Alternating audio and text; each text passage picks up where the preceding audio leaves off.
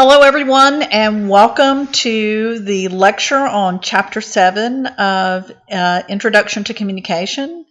In this chapter, we discuss how we communicate in social and professional relationships. To put this in more words that we've kind of already started to understand relative to the course, we're talking about interpersonal relationships. And these are going to be in social settings and at work. And in the next chapter, we're going to focus on interpersonal relationships in more of family situations and in business situations. The majority of this chapter really deals with a number of different theories around why interpersonal relationships matter, how they're formed, how they're maintained, how we progress through disclosure. So we're primarily going to focus in this lecture on the theories and not some of the other information in the chapter. And then I'm going to add a little bit of information in this chapter on Johari Window and privacy management theory, along with a video that is great to talk about privacy and the dialectic tension about personal private information. So let's get started first by talking about why they matter. In your book, it talks about Baumeister's theory, or the need to belong theory. And basically what this theory says is that as humans, we have this strong need for interpersonal relationships. And when we talk about interpersonal relationships, we're not talking about just the casual, more impersonal relationship that we might have with somebody at a drive-through window or with a teacher just talking in the classroom. We're talking about meaningful relationships in which we share and disclose more private, deep information about ourselves. So these are meaningful relationships in which we connect with others. And the reason we talk about these is we use communication to develop these relationships. So by the end of this session, we're going to talk about a little bit of ways that we can improve our communication, specifically through the Johari window. And in all relationships, there are rewards and costs. So with every relationship, we get some benefit out of being in a relationship with somebody. So it could be from having somebody to spend time with, our emotional well-being. It may be that that person helps us out, like in moving, or they help us out with dollars, or there's a huge amount of information at this point, and I could give you endless videos if I wanted to, on what really the health benefits are of having good, strong relationships. People who have strong relationships are healthier, and now the information even shows that they live longer. So interpersonal relationships are important. But there is a downside to relationships. They do cost us time. They cost us material and money.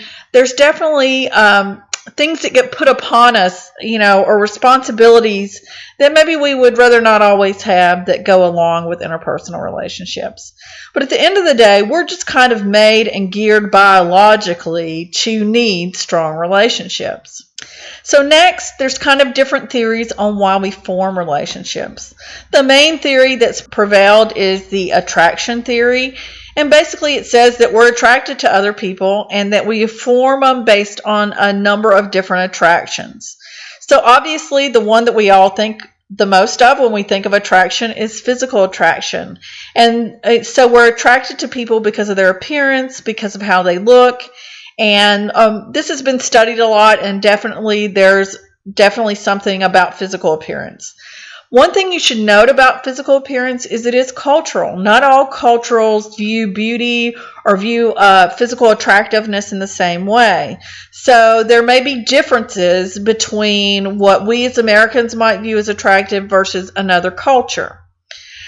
We also have social attraction. So this is attraction to, like, we like how another person behaves. We like their personality. We like who they are as a person. So just remember that this attraction we're talking about here is not all romantic. This isn't any type of relationship. A friendship relationship, romantic, family, or even business relationships. So we find people that we just like because typically because they're like us. Normally, we're more attracted to people who are similar to us than dissimilar to us, although sometimes we like people because they add to what we have, but kind of the theory that opposite attracts has been disproven. We have to have a certain amount in common with people, personality-wise, socially, before we're attracted to them. Then the final thing is task attraction. Like, we're impressed with things that people can do, how they can perform certain things, and so things that they can add. So those are the three main ideas behind the attraction theory and the things that we're attracted to in other. And based on those things that will attract us and cause us to want to develop and form relationships with others. The other theory around why we form relationships is the uncertainty reduction theory. And one thing to notice about this theory is obviously we come across people we don't know every day. And we have this need to know more about people. The one thing about the uncertainty reduction theory is it has to be people that we're around quite a bit, and we have a drive to reduce uncertainty. So we have a drive that people that we're around all the time, that we want to know more about them, that we need to know who we're dealing with, basically. This theory really doesn't work when you're just talking about the average everyday person. It has more to do with people that kind of end up in your sphere anyway. And this might be the reason why we're friends with people that we go to school with and people that we're not far away from, because we need to reduce that uncertainty every day. This theory is kind of what I would call a wobbly theory. It's been a little bit disproven because what the theory actually states is that the more you know about somebody, the more you're going to like them. And so that really doesn't drive with what the attraction theory would say, is that we want people that are more physically like ourselves, socially like ourselves, and task like ourselves. The theory at the end of the day, it's kind of been adjusted to say is the more we know, the more we'll know how to deal with that person and what box to put them in. So the equity theory of why we maintain relationships says that in each relationship there's benefits and costs to relationship. So you'll notice, as we discussed earlier, that we get companionship, we get emotional support, we get health support, all from our relationships, and those are benefits of our relationships. We get somebody to talk to hear us talk about our problems. Those are all benefits associated with relationships. But then we also have cost associated with relationships. It costs us time to be in a relationship. It might cost us money. It might make us choose between like our romantic partner and our friendship partner. So basically the theory says is that there's benefits and cost. And basically it says that we can be over benefited in a relationship, which means that we get lots of benefits from the other person in the relationship. Or we can be under benefited in the relationship. And that means that the other person is getting lots of benefits, but we don't feel like we're getting very much benefit out of the relationship. And basically what the theory says is that if you're under benefited, you're going to seek to end the relationship. So it's a pretty simple, straightforward, that if the benefits are greater than the cost, we'll stay in. If the benefits are less than the cost, then we're going to get out of the relationship.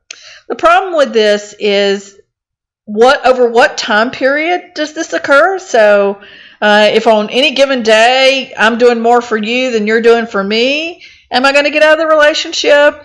And then we all know that there might be times and periods where we benefit more than somebody else, but then the pendulum swings back the other way. So there's some problems with this theory. The social exchange theory has very similar concepts to the equity theory. So it has the benefits of companionship, emotional support. It also looks at the cost, right? So we have a social exchange of these concepts relative to benefits and cost. And it says, same thing, we're going to generally stay in relationships where the benefits outweigh the cost, except it says that there's a couple of other things that come into play. So it's not just a straight question of greater than, equal to, or less than. It says that we consider two other things before we decide to get out of or stay in a relationship. The first one is that each of us has a comparison level. So we each have an expectation out of a relationship. So some of us may expect to get less in a relationship. We may expect to give more and get less, and we may be okay with that. Some of us may expect to get more and give less, and we won't stay in a relationship unless we're getting more. So what it's saying is that each of us have a different comparison level. So some of us, the equation of benefits versus cost may be different, and we have different past experience and expectations for staying in that relationship. It also says that if we're above our comparison level, we're going to stay in the relationship. If we're below our comparison level, we're more likely to leave the relationship. But it says that even if we're below our comparison level, we still might not choose to leave the relationship. And what it says is that we also, before we terminate or leave a relationship, have a comparison level for alternatives. So if we don't have other good relationships, we may choose to stay because we want to have relationships, and it may not be a great relationship, but it's the best relationship we have, so we choose to stay in it. Or we don't want to be alone. So our alternative might be being alone, so we stay in the relationship because we don't want what the alternative is. And when we think about like our friendships, particularly in high school, or maybe dating relationships or even marriage relationships, we take all of this into account. So there's times that probably all of us have stayed in relationships that might not have been the best for us, but because we don't want to be alone, or because we can't see how we're going to have another relationship, or we need what little companionship we're getting, we stay in the relationship. Your book gives the example of abusive relationships, and this is why a lot of women might stay in abusive relationships. So, for example, they might think that they need the benefits, which might be money, how they're going to support themselves, versus if they leave the relationship, what the cost might be. So this theory does a better job of putting into place all the subjective factors. So it's not like it's an equal exchange. We're not a math equation in how we deal with our relationships. Although we do have the general idea of benefit versus cost, there's a lot of other factors that come into play before we decide to leave a relationship. Now, let's get to the communication part of this. So we use communication to develop relationships. And the main way we develop deeper relationships with other people is through a concept called self-disclosure. And self-disclosure just means that we're intentionally sharing information about ourselves. So it's information that we share with others to allow them to get to know us better. And we do it on purpose. It's not by accident. So people can find out lots of information from us by accident, or just by looking at us. They learn some information about us. But this is intentional, the deliberate act of sharing information about ourselves. So there are certain characteristics of disclosure that are important. The first one is in the definition, and that's that it's intentional. It's not by happenstance. We're doing it on purpose, and we're doing it on purpose to develop a relationship. Second, it's truthful information. So it's not manipulated. It's not designed to be dishonest in any way. It's truthful and it's transparent to people. The third characteristic is it might be healthy levels of self-disclosure are impacted by the type of relationship. So you might share different information with your friend versus your boyfriend versus your parent versus your boss versus your teacher. So you might disclose a lot more information to your friend than your teacher, but you might have healthy disclosure in both relationships, because the type of relationship determines what a healthy level of self-disclosure is. The one most important thing that you can grasp about self-disclosure is really, to be successful, it needs to be reciprocal. So we all know people who we share information with and they might not share information back with us, and that's really uncomfortable, and that causes us to hold back more in a relationship. Or we have the person that might be overwhelming because they share everything about themselves, and we don't want to share that much information about ourselves, and it makes us uncomfortable. So to really be successful and to help us develop relationships, we need for that self-disclosure to go back and forth, kind of like a ping pong ball. The final thing about self-disclosure is it's cultural. Different cultures have different comfort levels around disclosing different levels of information. So in the U.S., we're pretty open and we disclose a lot of information about ourselves through a lot of different mechanisms, where in Asian cultures and other like Middle Eastern cultures, the level of disclosure is much less about things than we see in the United States. So I'd like to talk a little bit about the social penetration theory, and this is in your book as well. And basically, this is the model that looks at how we use self-disclosures over the range or the development of a relationship. And I like to think of it as kind of like an onion. So if you think about an onion, when you look at the outside layer of an onion, it's really scaly, it's really thin, it's really like kind of surface. It's easy to take off, but to get to the deeper and deeper layers of the onion, you have to work more, you have to cry a little bit, you have to really work hard to go in and get through the different layers of an onion. That's the same thing with how relationships develop. So in the beginning of a relationship, we might talk about only the surface level of topics. So, for example, if I'm in a class with a person and I meet them for the first time, I might share with them the different classes I'm taking. I might share with them where I work. I might share with them something about the number of siblings I have in my family. Those are all like different broad topics we might share. So any of us have these broad range of topics that from a breadth thing we might share when we don't know someone very well, just general information that I call that surface level information.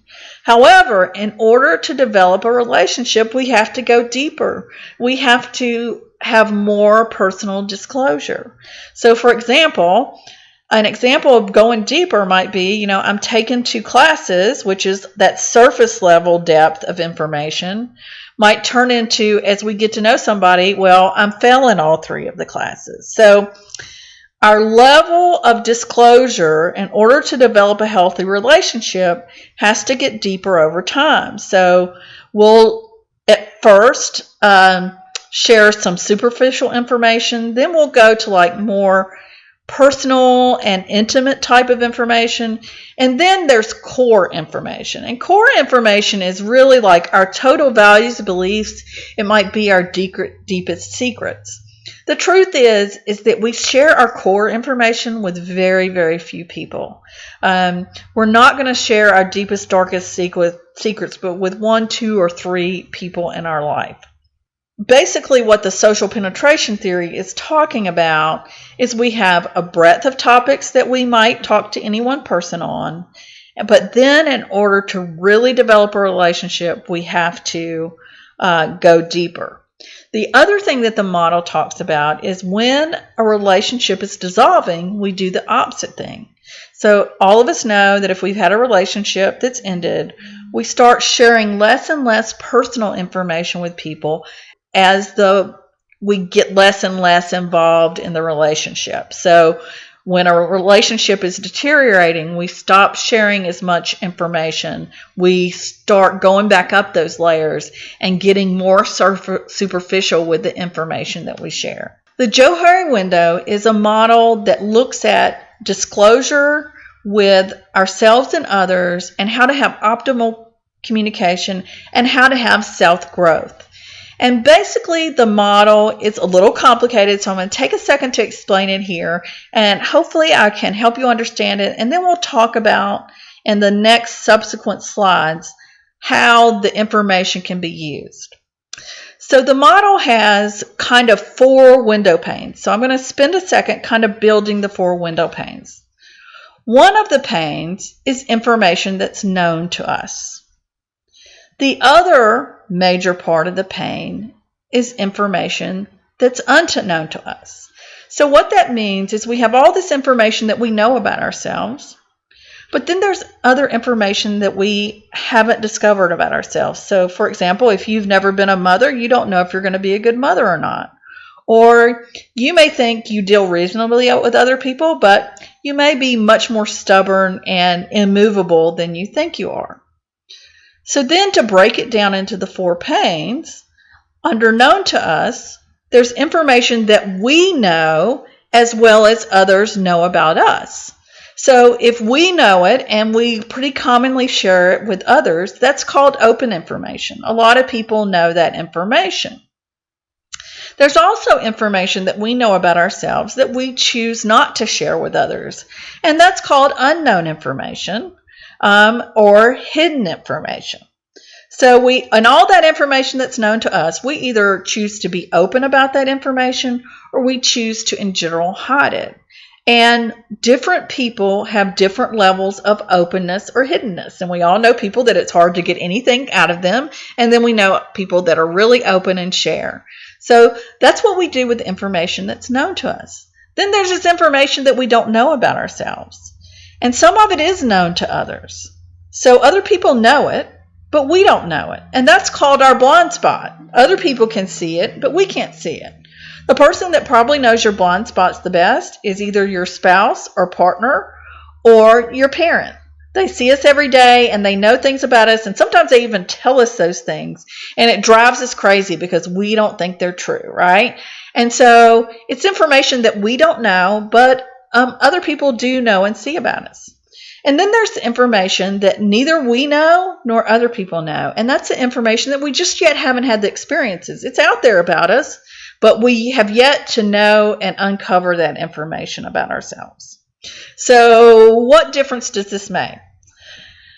So basically what the Johari window says is that there is an ideal window, that there's a certain amount of information that should be open in order to develop healthy relationships in social settings and professional settings. Notice in that ideal window that's pictured right here that there still is some information that you keep private, right? So all of us have information that's deep and dark that we keep private to ourselves. But notice that the window is a lot bigger than what we saw on the last graph. And so the ideal window wants us to keep all of the other windows relatively small compared to the open window. Then there's some different types. If you're not an ideal window, there's different types of windows.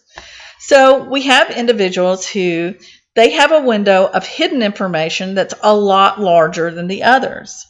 But they have very few blind spots. And what that means is that they're always asking people about themselves. They're gaining a lot of information about themselves. Sometimes these people can almost seem like they can't make up their own minds. They want your opinion about everything they should do. That's basically the interviewer. They're asking you all these questions. They want to know about you. They want to know what you think about them. But you don't really learn a whole lot about them because they keep a lot of information to themselves. So they're not very open. The next one is someone who has a pretty large open window. So they share a lot of information about themselves, but they have a huge blind spot window. And that's called the bull in the china shop because they're kind of just going through life thinking what they think, and they don't receive much feedback from other people. So you're really not going to influence them or their opinions very much because they're not really listening or wanting to hear information from others, right? So they share a lot of what they think, and how they think is how the world is. And as a result, they have significant blind spots. That's really the biggest problem with the bull in the china shop. They need to reduce the number of blind spots they have. Then finally, there's the turtle. And the turtle doesn't receive much feedback, nor do they share a lot of information. So their open box is the smallest of all. So they have a huge unknown box because you need feedback and you need to share yourself to discover and grow as a person and know who you are really. So obviously, of all these, the ideal is the window that you want. If you want to know what your professor is actually more of an interviewer, okay? So I really like to ask a lot of questions and find out a lot of people. I like to get feedback about myself, but sometimes I'm not the greatest at sharing information about myself. So let's talk about how now we can use the Johari window and what we need to do if our Johari windows is not that ideal type. By the way, most of us can make a pretty good guess at what our Johari window is, but if you really have no clue, I do have a survey that you can take that'll help you figure out what your Johari window is. So here's how we use the Johari window.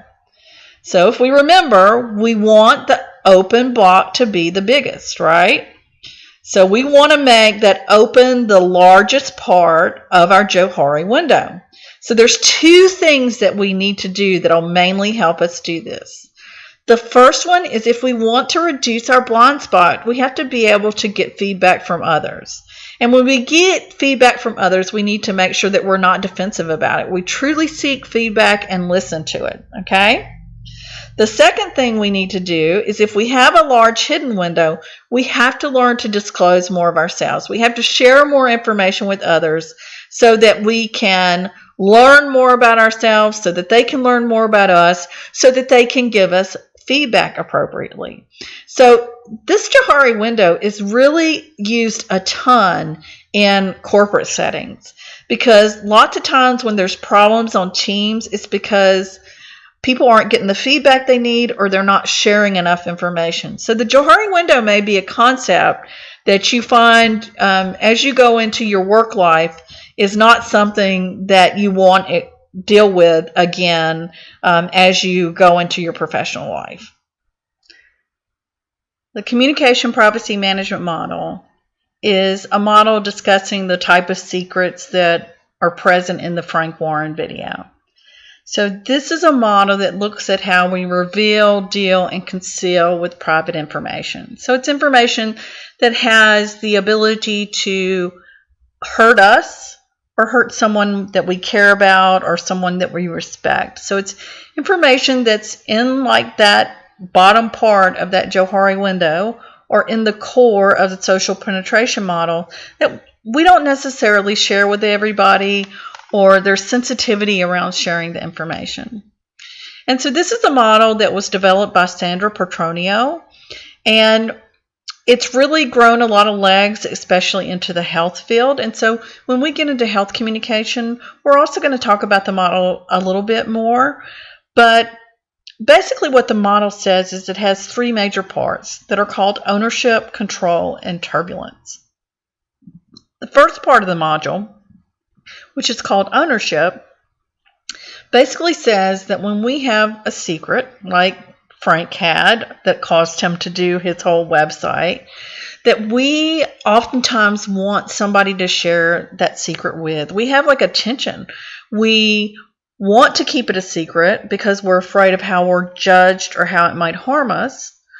But we also want to tell people because we want to get it off our chest, and it's healthy for us to get it off our chest. And this is called a dialectic tension. So we want two different things. And so we feel kind of an internal cognitive struggle that causes us to feel stress. We view this information as our information. So even if we share this information with somebody else, it's our information. So even if I share it with my friend, I don't give my friend the right to now go share that information with someone else. So we view it as our private information that we own. That's why it's called ownership. And then we have co-owners of the information. So there can be two different types of co-owners. The first type of co-owner is when I share my information with someone, I make them a co-owner, and I now give them responsibility for my private information. However, the problem there is they probably or may not have the same dialectic tension that I have about the information. The second type of co-owner is we created it together. So like a husband and a wife might have a fight. They both own the information that they fought. They might not want to share what the fight was about, or one co-owner may want to, another may not. So you have different types of co-owners with different types of conflicts around sharing or not sharing the information. So each of us has our own decisions that we make around how to control that information. So, for example, we all know that there's people who you can hardly get any private information out of them, and that's somebody that you would call that has thick boundaries. So it's hard to get through and get private information out of them. They have a gate of information, and that gate remains closed the primary amount of time. The opposite of this is somebody who has thin boundaries, and they'll open the gate all the time. They'll share private information with all different kinds of people. We control or have thick and thin boundaries because of rules we make. And the rules vary. Some of the rules are core rules that don't change over time. So when you think about a core rule, it doesn't change over time. It's consistent. And generally, these rules are like how your culture handles private information. So, for example, the American culture is more open with private information than maybe the Asian culture. How your family deals with private information. So we know that some families like hold information really tight while others are more open with each other, even within the family. This can be a real source, like when a husband and wife get married, one family tells each other everything and the other one doesn't. So when they come together as a family, there becomes conflict because there's different ways of sharing and knowing information. And one person feels violated by the information that's being shared. Genders obviously share information differently. So, for example, in the United States, women tend to share more information than men do, although that could depend on the topic, right? And then we have different personalities. We have the person who just shares everything and they're comfortable with that, and then we have the person that holds it more tightly. But those are all called the core characteristics because they don't change over time. People don't change their culture. They don't change those things rapidly. So this is basically their core rules about how they're going to handle private information, and it's how they're going to handle things in most situations. On the opposite of that, you have what's called the catalyst rules. And so this means that my core rules aren't going to work anymore because something's happened that means that now I've got to call my core rules into question, or the core rules might not apply. So let me give you some different examples of different types of catalysts. So one might be motivation. So we might have somebody who's sharing really private information with us, and because we want to develop a relationship with them, we might be motivated to share more private information with them. This often happens on like first dates where we normally wouldn't disclose very much information about ourselves, but we choose to disclose more than normal because we have a motivation. Another catalyst might be like a risk-benefit. So this might be that you know a certain employee at your work is stealing, and you've kept that information to yourself because that person's your friend and you don't know what to do with it, right? So you've just decided that the best thing or best path is to keep mum's the word about it. However, your boss comes and asks you about it. That they think this person's stealing, and they ask you if you know anything about it. Then it becomes a risk-benefit, right? So I'm in this situation. My normal privacy rule tells me to keep my nose out of everything. That's my normal rule. But now I'm in this situation where I can risk the friendship, or I can risk getting fired by lying. So the situation's changed. The catalyst has changed. So now I have to think about whether or not to disclose this information differently. Another time we might do it is in emotions. So we get mad and we know something about somebody, or we know something against them, and we blurt it out because we're in an emotional situation. And then there's other situations that may happen over time. For example, let's say that we have a friend and we know that their boyfriend's been cheating on them, and our rule, once again, is to not get involved. And we feel like the relationship will end on its own. So, but then we find out they're getting married, and we know that the cheating relationship is still going on. So that's a good example of a situation that may make us change our decision, right? So just remember the core rules, they're really our everyday rules we would use. And the catalyst rules are really the rules that we would use if something happened. The final part of the model is turbulence. So we know that we own this information. We know how we control it. But then we let some information out, and guess what? The next thing we know, our private information has somehow been divulged to somebody we don't want it to, or it's been used in some way, and that causes turbulence. And the reasons for turbulence can vary. It can be an outright violation. The person was evil or manipulative. It can be a mistake because people didn't really understand that they shouldn't be divulging it, or the individual could have been in a privacy dilemma, like should they divulge, should they not divulge. So like a privacy dilemma is an example of, they got asked by somebody else and they didn't want to lie. So this is kind of the mom and dad, brother-sister situation. Sister knows that brother's doing something wrong, and then mom asked directly, and you're kind of in that dilemma of, do I tell the truth or do I lie, or that kind of thing. So when that happens, we have to recalibrate. So that means that we make decisions about how to share our information. So when we have turbulence, it can change the way we share information. So we could, A, choose never to share that information with anybody ever again. B, we might choose not to share that information with that individual again. C, we may talk to the person about it and negotiate our rules shared together.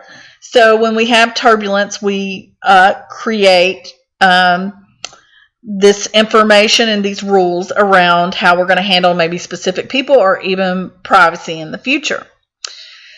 The most important thing about this model that I think is really important, that I think that as we develop communication around private and sensitive information in our life, is it goes back to ownership. Okay? So when we go back and when we're making someone else an owner or a co-owner of our information, or when we know somebody is a co-owner, it's important that we have dialogue or have communication with them about what our rules are. Because 9 times out of 10, most of the turbulence that we experience relative to privacy are mistakes. People do it by accident. And it's because we don't set the rules up front. The other thing that we can establish is if you're ever going to share my information, you let me know you're going to share that information. So I go back to, it's all about not carelessly sharing your information. Making sure, number one, that you can trust the person that you're sharing the information with. And then on top of that, making sure that they know who you want to know and who you don't. And making sure that they have a clear, repeatable understanding of that information. I love the communication privacy model. In a lot of classes, we do a group project around the model. We're not going to do that in this class. We are going to pick it up when we talk about health communication a little bit. Because when you think about it, this model comes into play a lot about dilemmas, like when young adults are having sex and the parents are taking them to the doctor, and there's tension about that information being shared, or as you start as an adult to deal with an older parent and find out dealing with their affairs, like either financial affairs or health things of your parents who are elderly. There's lots of tension and dialects that come in to play there. So we will talk a little bit more about it in health communication. This concludes Chapter 7. I hope you found this information interesting. I think particularly the Johari model, the post secrets, and the communication privacy management are really interesting concepts. And I'll see you guys another day.